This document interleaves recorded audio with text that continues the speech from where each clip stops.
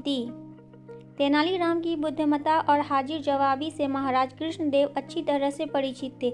इसीलिए महाराज कई बार तेनालीराम से ऐसे सवाल पूछते थे जिसका जवाब देना मुश्किल होता था।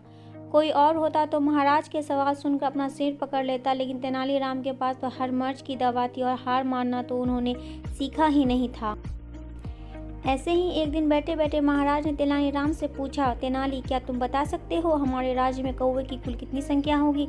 महाराज का सवाल सुनने के कुछ देर बाद तेनाली ने सिर हिलाते हुए कहा कि वह बता सकता है कि राज्य में कुल कितने कौवे हैं। तेनाली की बात सुनकर महाराज ने कहा, एक बार फिर सोच लो तेनाली, तुम्हें कौवे की सटीक संख्या बतानी है। महाराज जानते थे कि कौवे की सटीक संख्या बताना मुश्किल है, फिर भी वह जानना चाहते थे कि आखिर तेनाली कैसे पूरे राज्यों के कौवे की संख्या का पता लगाएगा। तेनाली ने एक बार फिर पूरे विश्वास से कहा, महाराज मुझे कुछ दिनों का समय दीजिए, मैं आपको पूरे राज्य के कुल कौवों की संख्या जरूर बताऊंगा।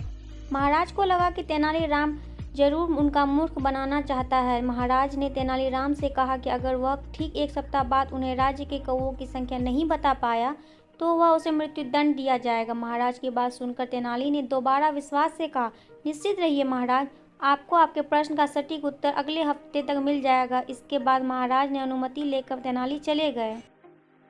ठीक एक सप्ताह बाद तेनालीराम महाराज के समक्ष पहुंचे। तेनालीराम ने कहा, महाराज मैंने हमारे राज्य के कुल कौवों की संख्या पता कर ली है।